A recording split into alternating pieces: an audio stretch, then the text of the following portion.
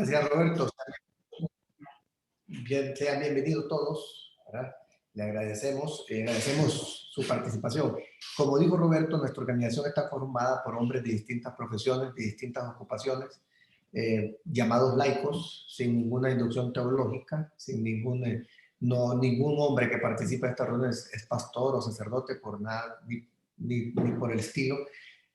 No formamos parte de ninguna iglesia, ninguna secta en particular, ni de carácter nacional e internacional. Nuestra organización no es un club social ni un reformatorio. Nos reunimos en lugares neutrales, como suelen llamarse, en hoteles, cafeterías, en desayunos, almuerzos y cenas. ¿Con qué fin? Con el fin de oír un testimonio de un hombre de que en un momento determinado de su vida hizo un cambio de vida. ¿Y qué produjo ese cambio de vida? Tanto en su vida profesional, en su vida matrimonial, como en la comunidad donde él vive. Nuestra organización está en 150 países alrededor del mundo, ¿verdad? Y como les dije, nos dedicamos a que los hombres que conforman esta organización, en un momento determinado que hagan ese cambio de vida, puedan ser mejores empresarios, hombres de negocios, mejores esposos, mejores hijos, mejores empleadores, en fin, un nuevo hombre. Hoy en la tarde van a oír ustedes un testimonio refutable de un hombre que en un momento determinado de su vida hizo ese cambio aceptando a Jesús y cómo ese Jesús impactó en su vida profesional y en su vida espiritual. Así que sean bienvenidos a todos, les damos la más cordial bienvenida, no juzguen en esta primera reunión, óiganos y haga su juicio. Muchas gracias. Muchas gracias, abogado. Ya escucharon cada uno de ustedes que es en sí nuestra organización, la Fraternidad Internacional de Hombres de Negocio en Evangelio Completo, y la modalidad que tenemos nosotros para identificarnos de cómo no, como muy bien lo dijo Raúl, no somos iglesias, ni somos sectas, ni pretendemos hacerlo, pero la forma como trabajamos nosotros, de cómo la persona conoce de Dios y se enamora de Dios a través de esta estrategia que tiene nuestra organización, a través de contar un testimonio de cómo era la vida de una persona antes, cómo es ahora y de cómo era, pues, y cómo conoció al Señor y cómo es ahora. Definitivamente. Hoy tenemos un tremendo testimonio y antes de presentar el mismo, quiero decirles que tenemos unos pequeños anuncios y es el siguiente. En nuestro capítulo siempre apuntamos en una hoja especial que llamamos boleta de oración. En ella escribimos todas aquellas situaciones difíciles que con nuestra propia fuerza no le hemos podido lograr. Y precisamente nosotros escribimos ahí, cuando estamos presencialmente, ahora lo hacemos de la misma manera, nomás que en nuestra oficina, en nuestra casa, donde estemos, escribimos, y luego al final de la reunión nosotros oramos por esas peticiones.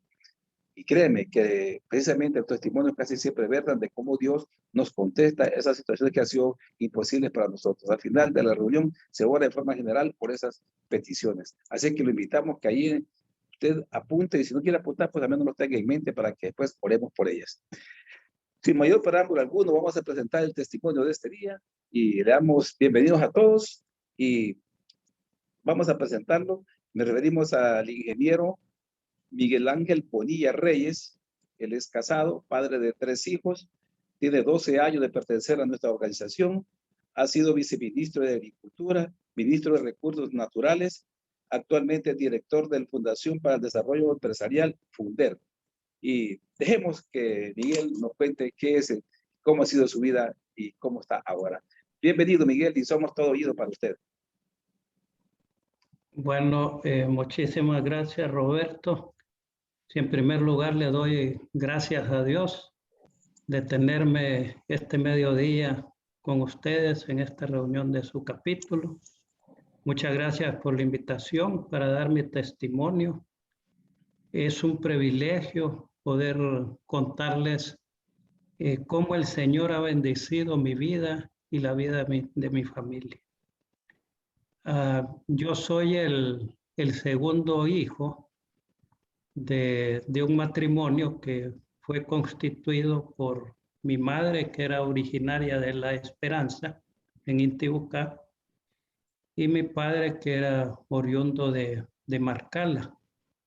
2 familias que se unieron y que a través de ese matrimonio se tuvo 6 hijos. 6 hermanos, 5 hermanas y una hermana. Mi madre murió muy joven. Yo tenía 8 años cuando ella murió. Sentí mucho su ausencia, pero gracias a Dios, en ese corto lapso de vida que tuve para compartir con ella, ella dejó sembrado en mí los principios y el conocimiento de Dios, el acercamiento hacia nuestro Dios, hacia nuestro Señor Jesús.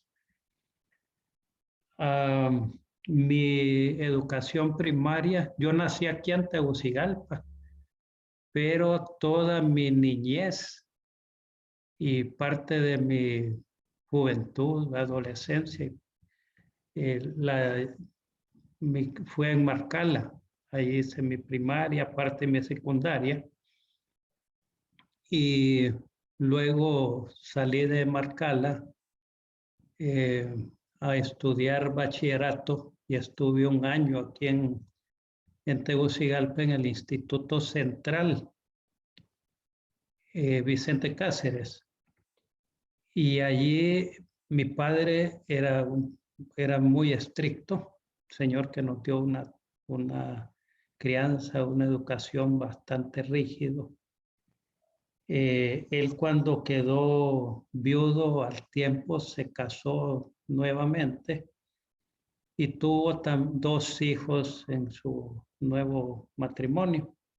Y nos criamos como hermanos. La señora con la que se casó tenía también una hija, entonces éramos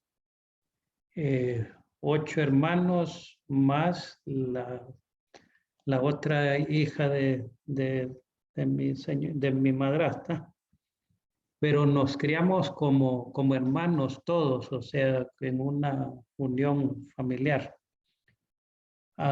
Mi padre era agricultor, ganadero, principalmente era cafetalero y ganadero, pero también era comerciante. Fue comerciante durante mucho tiempo, vivió en Marcala. Y era un hombre, digamos, luchador, responsable. Se preocupaba por proveer las necesidades de su familia. Y sí era bastante rígido en la educación que nos daba. Cuando yo salí a Tegucigalpa, yo me sentí bastante como liberado porque ya no tenía ese ojo que me daba seguimiento.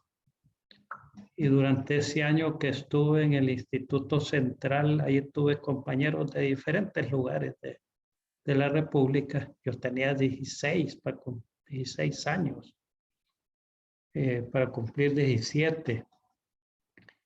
Y allí conocí amigos de Olancho, de diferentes partes del país. Y eran compañeros que les gustaba beber, les gustaba fumar, les gustaba mujerear ya en esa corta etapa de la vida. Y aunque yo ya había hecho también algunas de estas actividades durante mi juventud, corta juventud, ya me había echado mis tragos en Marcala, ya imitaba a los fumadores y también había tenido ya ciertas aventuras amorosas. Pero en Tegucigalpa, al estar libre, se amplió esa situación. Gracias a Dios no tenía, digamos, tendencia alcohólica, porque si no hubiera sido un daño que hubiera tenido en mi vida. Pero sí, pero eso también tuvo una consecuencia con esa libertad que casi era como libertinaje. Bajé mis calificaciones, casi pierdo el año. Y entonces mi papá tomó la decisión de matricularme en un instituto salesiano que había en Santa Rosa de Copán, que se llamaba Instituto Santo Domingo Sabio, y me mandó allá a terminar. Yo me gradué ahí en ese instituto en Santa Rosa de Copán, donde conocí muchos amigos. El ambiente ahí era diferente, era más sano que el año que estuve en el central, y interno pues no había chance de andar en otro tipo de aventuras o actividades. Todos los días a las 6 de la mañana a misa en ese colegio. Pero sí, pues allí me gradué, tuve muchos amigos, buenos amigos con los cuales tuve oportunidad de compartir con varios de ellos. Allí me gradué. Luego salí a estudiar fuera. De 17 para cumplir 18 años me fui a México, a Monterrey, al Tecnológico de Monterrey, a estudiar agronomía. Allí me gradué. Y allá, pues más libertad, ¿verdad? Pero un muchacho, imagínense, de 18 años.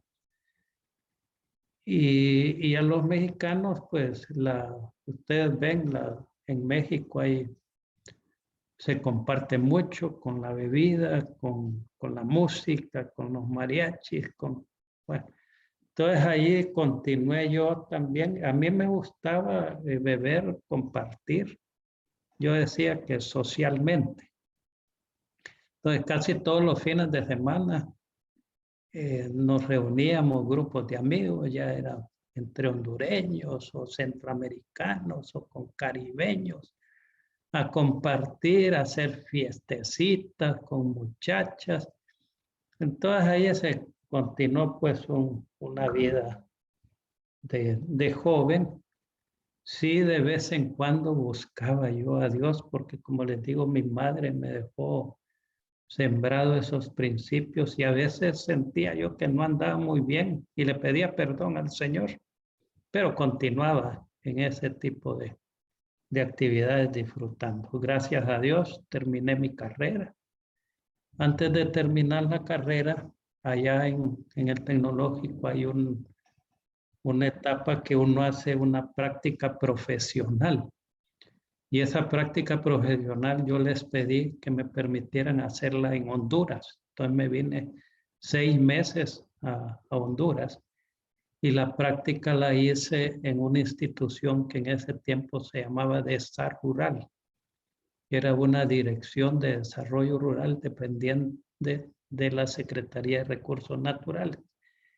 Allí tenía algunos amigos que los había conocido allá en Monterrey. En ese tiempo había mucho becado de Honduras fuera del país, en Estados Unidos, en México, en Monterrey habían varios.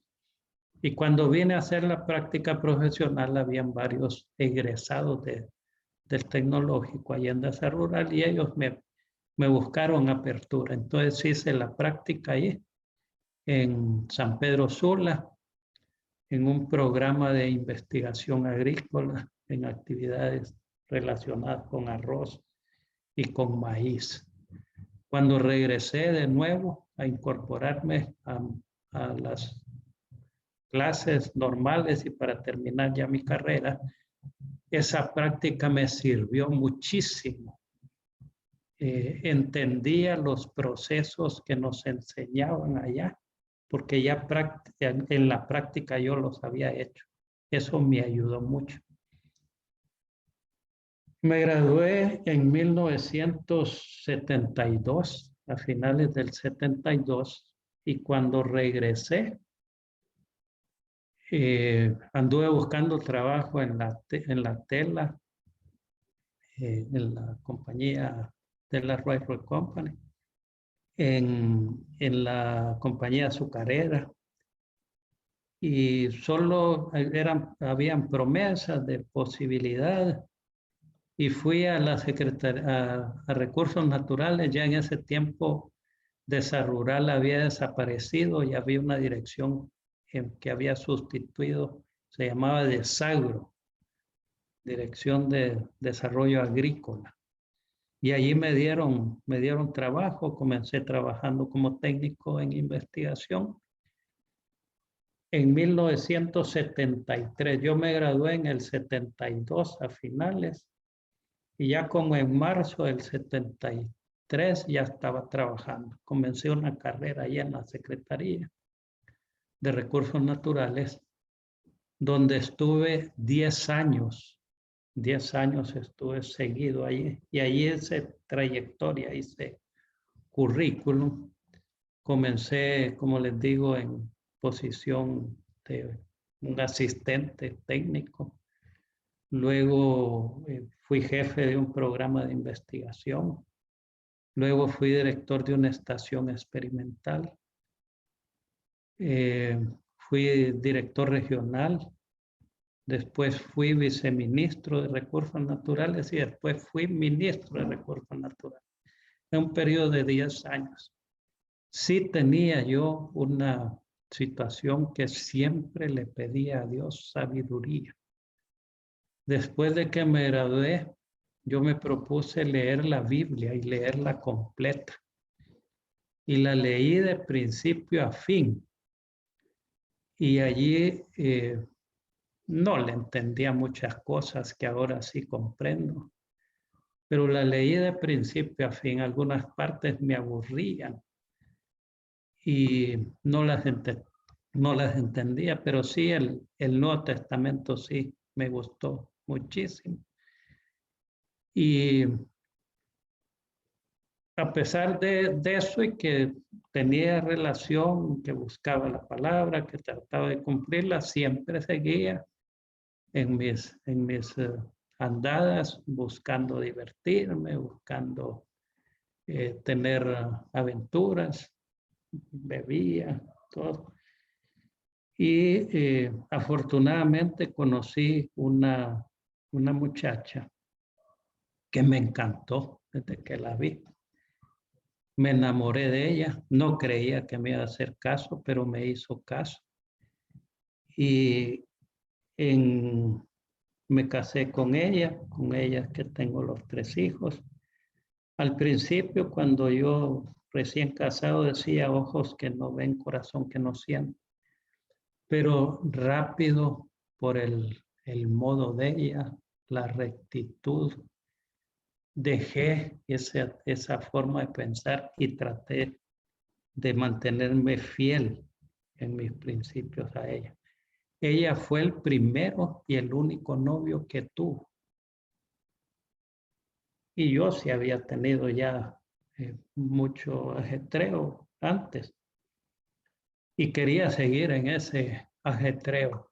Pero gracias a Dios fui tomando conciencia de que no era correcto.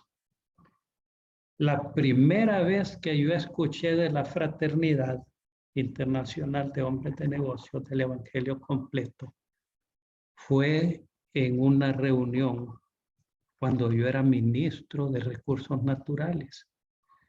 Allí me invitaron a una reunión. Me decían, invitamos a una reunión presidencial. Me habían invitado el presidente de la República, el presidente del Congreso, el presidente de la Corte, el gabinete. Algunos de ellos fueron. El presidente de la República no fue. Pero sí andaba gente del Congreso, andaban varios ministros y todo. Y ahí escuché, quien vino en esa ocasión encabezando esa misión fue el fundador de la FINEC, Demos Shakarian. Y el testimonio que traían para esa cena fue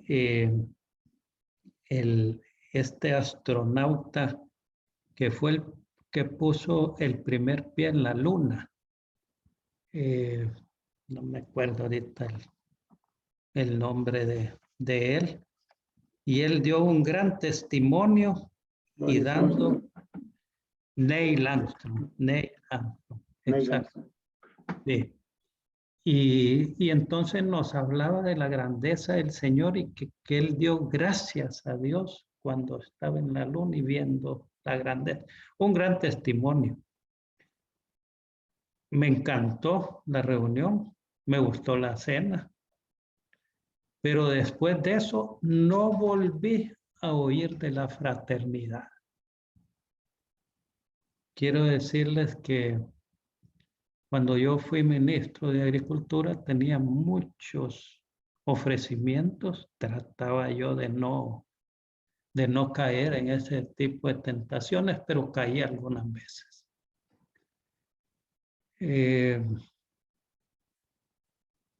Después de que yo salí de ministro de Agricultura, yo comencé a trabajar como consultor. Trabajé con la AID un tiempo y en ese tiempo me encomendaron un trabajo de ir a hacer una evaluación de una organización que estaba en San Pedro Sula. Se llamaba FEPROEPSA, se llama. Nada más que le cambiaron un poco el nombre, FPX se llama hoy. Y esta es una organización que apoyaba a los productores agrícolas para cultivos de exportación. Entonces llegué allí como consultor, éramos dos los que realizamos esa evaluación. Hicimos unas recomendaciones para reestructurar la institución y se reestructuró, era una institución financiada por AID. Se apoyó mucho en ese tiempo el desarrollo de cultivos como el camarón, como el melón. Ahí fue cuando se desarrollaron aquí en Honduras ese tipo de rubros que han continuado un crecimiento, hortalizas, y se apoyaron varias asociaciones de productores ligados a esto, cacao. Se nombró un director, un gerente general, con las características que nosotros habíamos recomendado. Pero este gerente que nombraron comenzó a tener problemas con la junta directiva de la federación. Y total que lo sacaron y estando yo como consultor ahí, me nombraron gerente de esa organización. Yo les dije que yo no podía hacer porque yo estaba como consultor ahí. Sin embargo, ellos no consideraron las observaciones que les hice y quedó el nombramiento. Y me dicen, usted acépteme, usted ya está nombrado. Y entonces comencé yo a trabajar y estuve ahí como 5 años, 4 años, como gerente general de esa institución, que avanzó, se apoyó bastante los rubros que les mencionaba. Se trabajaba mucho en el sur de la República, en Comayagua, y en otros departamentos, Lloro, Cortés, donde había que empujar cultivos de exportación. La institución esa sigue todavía, sigue. Pero yo cuando tenía ya como 4 años, yo quería meterme a un proyecto de exportación, quería ver si lo que recomendábamos era así como lo recomendábamos y todo. Entonces me salí de la federación y me metí a un proyecto de exportación de jengibre. Allá en el lago de Yojoa teníamos una propiedad con un hermano. Y nos dedicamos, y yo me dediqué independiente a trabajar. Saqué un préstamo con una institución que se llama LAD de Centroamérica, un banquito de desarrollo pequeño, más o menos así como el BID. Y comencé a trabajar, saqué un préstamo grande, hipotequé mi casa, la casa que tengo aquí en Tegucigalpa, más la propiedad en la cual desarrollamos el proyecto. Comencé a trabajar con mucho entusiasmo. íbamos a desarrollar un proyecto de chile, para chile tabasco y jengibre. Y comenzamos a desarrollar y comenzamos a desembolsar los fondos del préstamo. Y mirábamos que no exportábamos. Durante ese tiempo, yo que era el gerente del proyecto, exportamos jengibre a Suiza, a Canadá, a Estados Unidos. Pero los números, los resultados que tenían, nos daban para pagar los intereses y ir amortizando un poco el capital, pero no las cuotas que teníamos que pagar. Entonces yo comencé a preocuparme. En ese tiempo conocí a un amigo en San Pedro Sula, ya murió él, que él fue el que me invitó a la fraternidad, un capítulo que quedaba en el Copán Sula. Y allí fue cuando yo comencé a ir a la fraternidad y allí estuve 4 años, más de 4 años en la fraternidad como miembro de ese capítulo, Los Arcos. En el Copán Sula nos reuníamos a las 6 de la tarde. En ese tiempo habían alabanzas, habían bagopes, habían... Y entonces ahí era cuando yo, todas las reuniones, en la boletita de oración escribía: Señor, ayúdanos a salir de esa deuda que tenemos, a pagar ese préstamo para no perder mi casa y perder la propiedad. Y entonces el Señor nos fue guiando, cambiamos de cultivo, comenzamos a sembrar piña de azucarón en vez del jengibre. Y les cuento que con la piña salimos y se contrata, el préstamo era en dólares, y era en el tiempo cuando comenzó la devaluación, la deuda en lempiras cada día era mayor.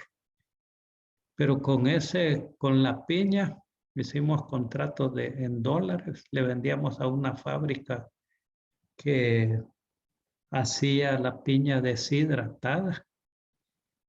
Y allí le llevábamos las camionadas de piña, y con ese cultivo, que si hubiéramos comenzado desde el principio, no hubiéramos tenido problemas, pero gracias a Dios, al final terminamos pagando el préstamo, liberando las hipotecas y continuamos desarrollando el proyecto. El proyecto después lo continuó ejecutando un hermano mío, y a mí me ofrecieron de nuevo un cargo a nivel de la Secretaría de Agricultura y Ganadería. Un amigo mío lo habían nombrado de ministro de Agricultura y Ganadería, y él me llamó para que lo asesorara. Yo le dije, sí, con gusto te voy a asesorar. Y al mes de estar ahí con él me dice, no, mira, mejor quiero nombrarte viceministro. Le digo yo, Pedro, pero yo ya fui ministro. Le digo, mira, viceministro, le digo, no, hombre, me dice, mira, aquí vamos a trabajar en equipo, vamos a hacer los dos, vos quiero aprovechar tu experiencia. Entonces le digo yo, está bien, le digo, proponeme pues a ver si me nombran. Y él me propuso al presidente de ese tiempo, y cada vez que iba le trataba, cada vez que se reunía, todas las semanas se reunía con el presidente, y cada vez le trataba el tema, y el presidente le decía, espérate, no, espérate. Entonces le digo yo, deja de seguir proponiendo, ya le digo que no me quiere nombrar. Pero la siguiente vez que fue, como un mes que estuvo intentando, me dice, ya te dieron el visto bueno, me dice, ahora ya no te puedes echar para atrás vos. Entonces estuve los 4 años de ese gobierno como viceministro, pero lo interesante es que al año de estar con mi amigo ahí, a él lo quitan de ministro y lo mandaron a otra institución y yo le digo, mira, Pedro, yo aquí ya no quiero seguir. Mejor andar, me voy con vos a esa institución, ahí te puedo apoyar. No, me dice, el presidente dijo que vos aquí sos inamovible. Entonces seguí allí, pero ya con otro ministro. Y ya la situación ya no era la misma, pero estuvimos los 4 años. Terminó el gobierno. En todas esas situaciones, cuando yo estaba de ministro, después de que me vine, de que salí de ese programa, volví a reincorporarme a la fraternidad, pero como unos 2 años después. Pero no me integré de lleno. Iba a diferentes capítulos de vez en cuando. Iba al capítulo de ingenieros, iba al country club, pero no era permanente, no era miembro de ningún capítulo. Así pasaron varios años. Y fue hasta ya cuando estaba en Funder, ¿verdad? Porque después de que fui viceministro también estuve trabajando como consultor un tiempo y que ha sido la época que mejor me ha ido en cuanto a ingresos, ¿verdad? Trabajaba como consultor con la Unión Europea, con el BID, con varias organizaciones y tuve trabajo. Gracias, el Señor me proveyó. Siempre le pedí al Señor, que me diera sabiduría, que me diera apoyo, que me diera trabajo, que me proveyera. Y el Señor durante mi vida, durante mi trayectoria, nunca me ha dejado la mano, a pesar de que no he sido un cristiano como debería de haber sido. Pero Él me dio respuesta. Entonces, en el 2006, después de que estuve consultor, fue que comencé a trabajar como director ejecutivo de Funder. Quiero contarles que allí es donde mejor me he sentido. Y allí, estando allí, fue que ya de lleno me metí a la fraternidad en el capítulo Boulevard Suyapa, cuando Julio Amador era presidente de ese capítulo. Entonces comencé a servir, iba a las reuniones de trabajo, a las reuniones de planificación, servía, me gustaba atender en los desayunos. Ahí es a las 7 de la mañana el desayuno. Y cuando vinieron las elecciones, me proponen a mí de presidente, con 1 año de haber estado allí. Y me nombran presidente del capítulo Boulevard Suyapa. Entonces ya me sentía todavía más comprometido. Y sí, mi vida ha cambiado. Yo dejé de beber totalmente. Y esa decisión la tomé una vez que estaba en una reunión familiar y estaba con mi hijo mayor y yo miraba que mi hijo estaba como tomando más de la cuenta, un poquito más de la cuenta, y le digo, mira, le digo, fíjate que no me parece cómo estás bebiendo. Veo que estás tomando más y eso te afecta.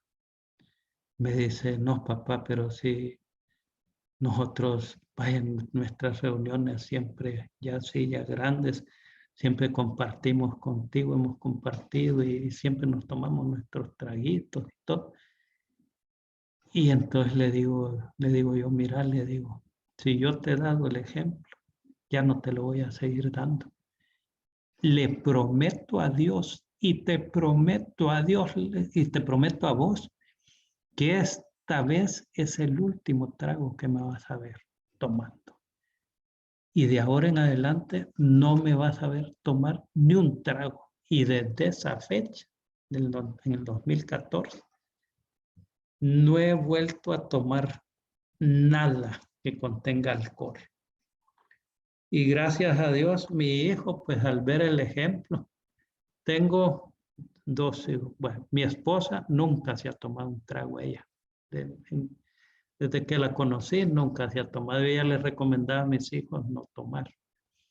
Yo tomaba, aunque no tomaba exageradamente, pero me gustaba compartir con bebida. Y mi señora a veces me decía, mira que a veces se te pasa un poquito, entonces deberías de dejarlo mejor. Entonces ahí, a partir de esa fecha, no, ni un trago. El segundo de mis hijos no toma, no toma. Y el tercero igual. Y ahora el mayor mínimo. Si acaso una copa de vino, en alguna reunión, algo, pero no, ya no toma. Gracias a Dios. Entonces, esa es una de las bendiciones, de las cosas que yo le agradezco al Señor. Al principio, cuando andábamos, por ejemplo, recién de que había dejado de tomar, teníamos la fiesta navideña de Funder. Entonces ahí la fiesta ahí me decía, ingeniero, quiero un traguito. No, muchas gracias, yo ya no tomo, les decía. ¿Y eso? No, una promesa que le hice al Señor, que ya no tomo.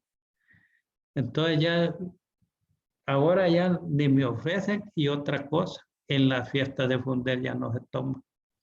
Ya no hay bebidas tampoco.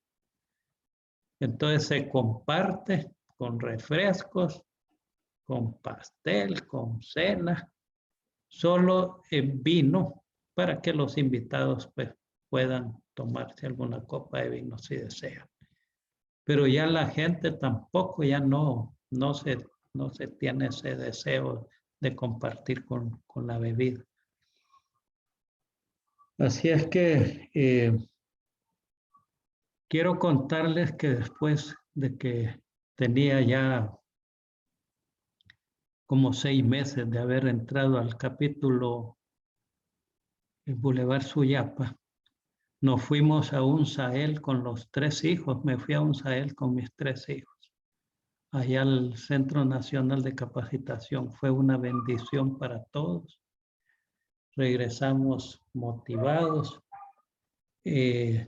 Actualmente mis hijos, los 3 estaban en la fraternidad. Hay uno que está en la iglesia evangélica y allí sirve, allí canta.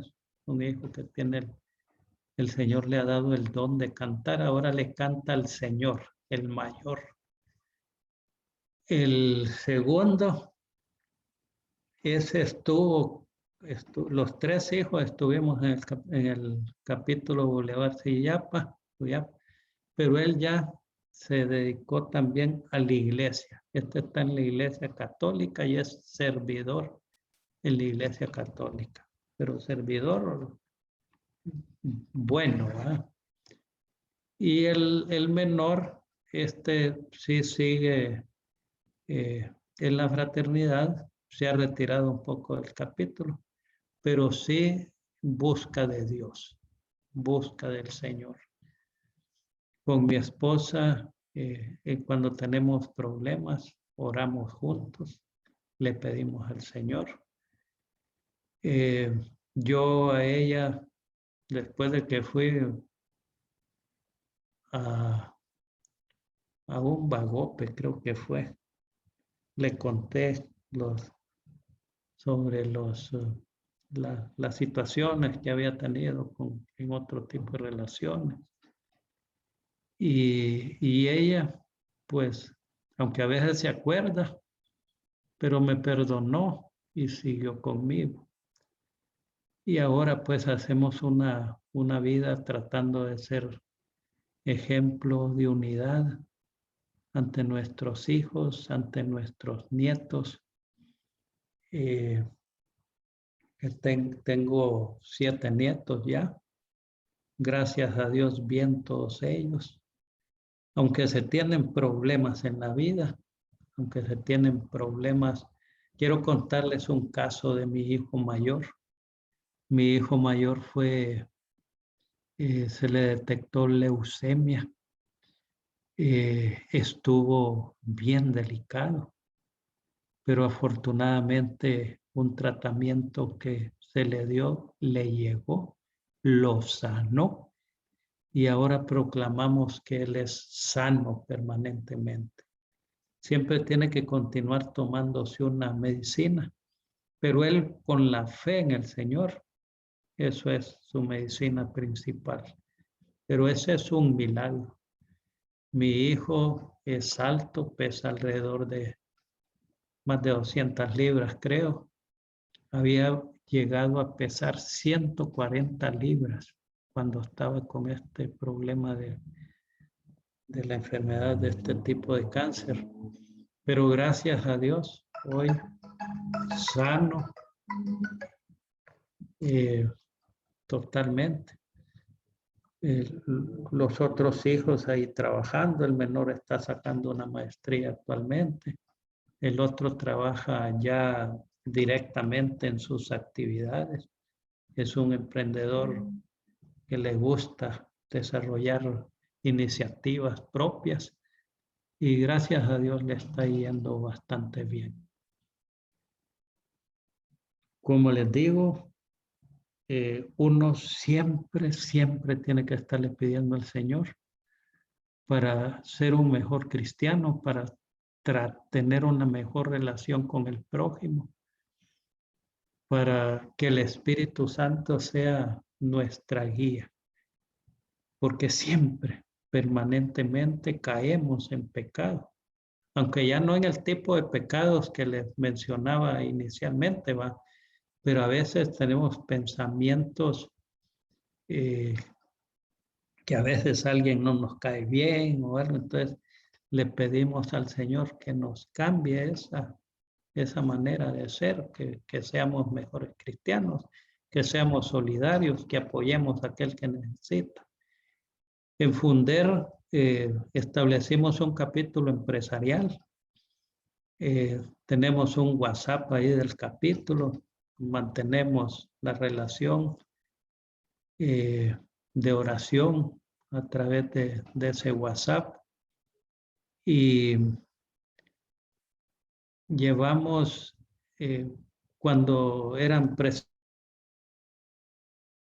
testimonios ahí a Funder, a las reuniones de nuestro capítulo empresarial, el cual sigue a través de, más que todo virtual y de WhatsApp, y ahí seguimos. La institución, como les digo yo, ese ha sido el trabajo que más me ha gustado.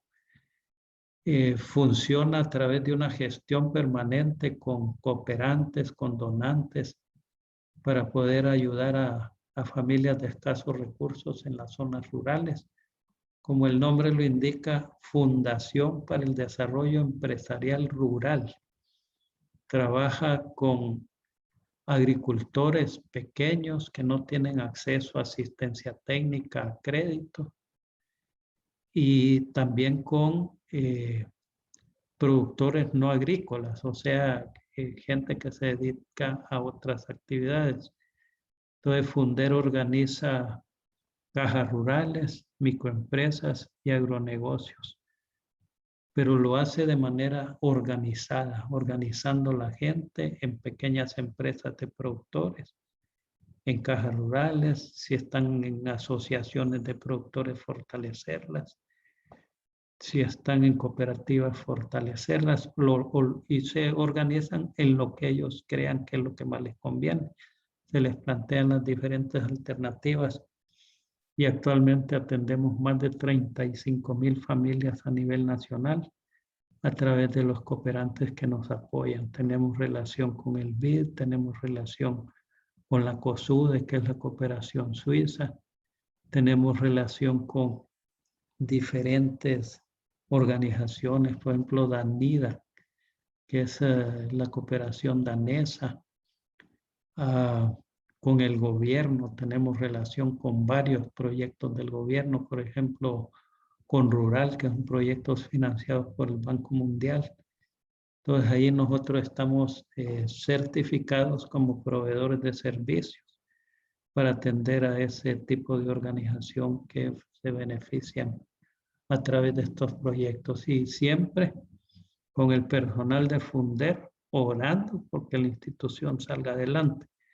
A pesar de las situaciones de pandemia, nos han estado apareciendo proyectos nuevos. Ahí vamos adelante. Sí, a veces con dificultades.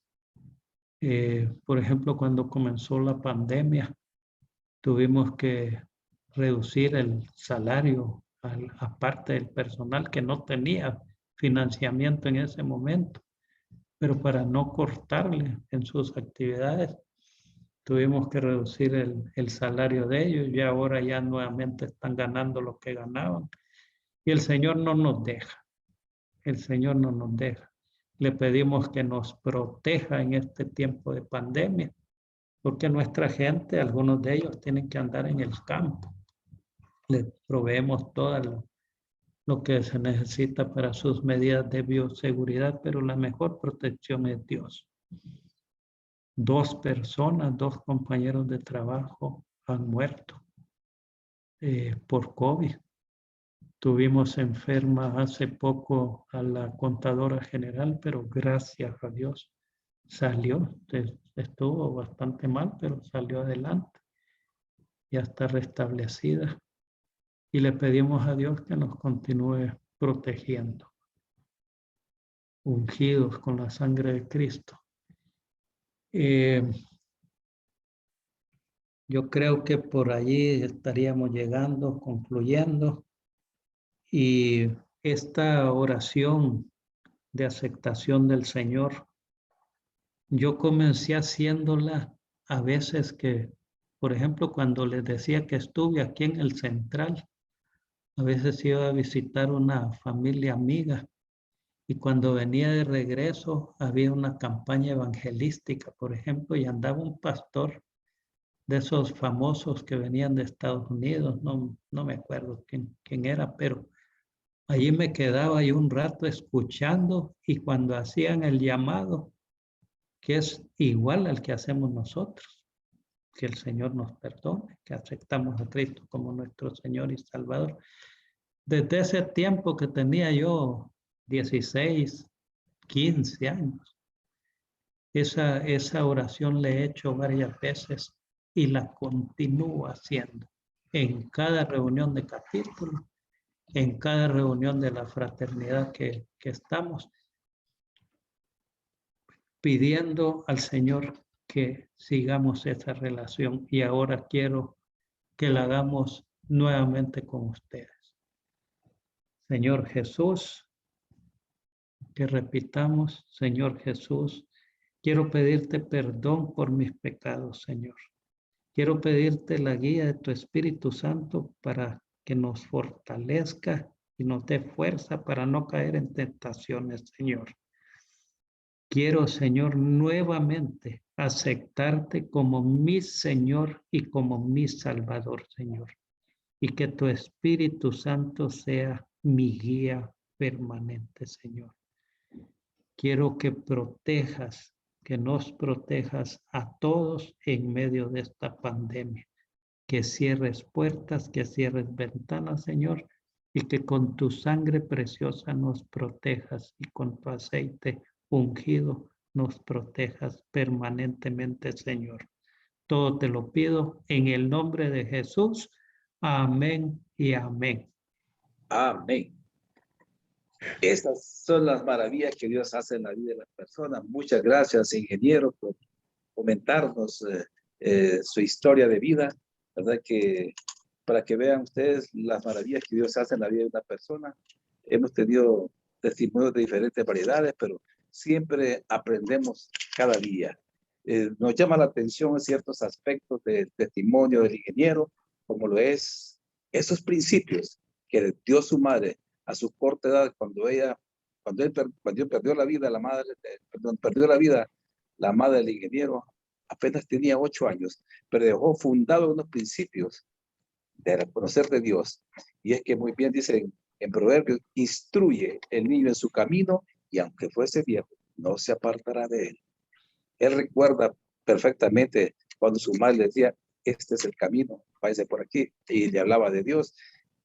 a su corta edad. Mire, cuando hacemos eso con los niños, ellos lo recuerdan. Nos engavillemos con lo que nos engavillemos, nunca olvidamos esa piececita, esa cuñita que dijo papá, que dijo mamá, y quiere eso, no, trae buenas cosas. De una u otra manera, a pesar de cómo estaba, a pesar de la vida que llevaba Miguel, pedía siempre a Dios y se acordaba de Dios y pedía sabiduría. Cada puesto que iba allá, o cada ascenso, o cada proyecto, sabiduría, Señor, sabiduría. En medio de todo está Dios. A pesar de que nosotros no estemos en la escuela de Dios, Dios está con nosotros. Todo proyecto, nosotros, cuando ya ponemos los proyectos en las manos de Dios, la cosa cambia. Con Dios la cosa cambia. Hizo un proyecto de siembra, no lo puso en manos de Dios. Hizo un proyecto de piñas y otras cosas en las manos de Dios, ahí ya cambió. Cuando las cosas están en las cosas de Dios, está Dios involucrado. Es más, debemos de hacer socio a Dios en cada una de nuestras actividades. La cosa cambia. Con Dios la cosa cambia.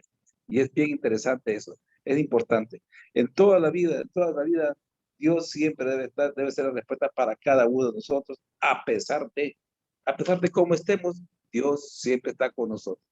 A pesar de cómo usted sea, Dios lo ama, así como está. Dios lo acepta a usted, así como es, no importa como qué tan pecador se sienta, a pesar de, así lo quiere Dios, así lo ama Dios. Y eso es muy importante. Hoy en día dice que él tal vez no tiene los ingresos que él quisiera, pero se siente feliz, se siente muy bien en el trabajo que él desarrolla. Y es que la verdad es que lo más importante es que nos sintamos bien. A veces nosotros hacemos unas actividades o unos negocios o tenemos un trabajo que ganamos muy, muy bien, pero no nos sentimos bien y nos convertimos en esclavos de lo que estamos haciendo. Y aquí, en este caso, el ingeniero, pues, él se siente como pez en el agua, dice que se siente muy bien, plácidamente en el trabajo que desarrolla. Y bueno, yo conozco desde hace tiempo la empresa de él y yo sé que es cierto que esa empresa ahí funciona muy bien, de una forma plácida y allí, pues, ayuda a mucha gente. Lo he visto por unos programas televisivos que muy bien se ve también allí. Dios es bueno y algo que me llama mucho la atención, esa cuestión que pasó con sus hijos, y a todos nos pasa eso. Le podemos decir a nuestros hijos, no, si fumas, te quemo la boca, si tomas, te quiero la botella en la cabeza, y le decimos, andan con el paquete de cigarro. ¿Qué estamos haciendo? Entonces prevalece más la acción que el verbo. Si él me mira a hacer lo bueno va a encender. Y a todos nos pasa eso. Mis hijos, por ejemplo, no toman ninguno, ni fuman, ni toman, porque nunca me han visto a mí. Entonces yo tengo el poder, tengo la fortaleza para decirle, no haga eso, porque no me ha visto. Y aquí lo ha explicado muy bien el ingeniero, de que, como le estoy diciendo, prevalece más el ejemplo que la acción. O sea, la acción que el verbo. Es muy importante que podemos atesorar en esta cuestión. Hoy en día tiene paz, tiene tranquilidad, es un modelo a seguir entre familia, entre la sociedad hondureña, como esposo, como todo, y es lo que todos queremos. Lo más importante que aquí tiene el hombre tiene paz, lo que todos necesitamos. Porque usted puede tener, bueno, N problemas, y con uno que tenga le quita la paz. Si usted no tiene problema financiero, usted pierde la paz. Si usted tiene problemas en su hogar, pierde la paz. Si no tiene salud, pierde la paz.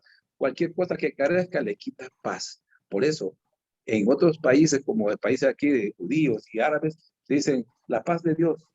Así se despide, no dicen adiós, porque te vaya bien, dicen la paz de Dios. Nosotros debemos decir siempre la paz de Dios, porque tener paz es tenerlo todo. Muchachos, esas son las maravillas que Dios hace en la vida de cada persona y quisiéramos darle las gracias a Dios y gracias a usted, ingeniero, por habernos compartido su precioso testimonio que ha atesorado en nuestra mente y nuestro corazón para cada uno de nosotros. Quisiéramos saber si alguno de los compañeros quiere decirle algo